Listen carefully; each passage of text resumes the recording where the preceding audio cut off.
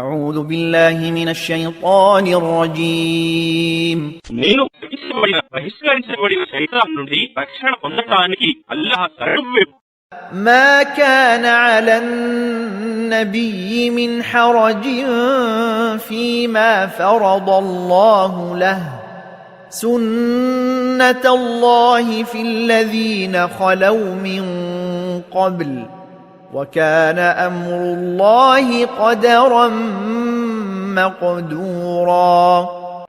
అల్లాహ్ తన కొరకు ధర్మసమ్మతం చేసిన దానిని ప్రవక్త పూర్తి చేస్తే అతనిపై ఎలాంటి నింద లేదు.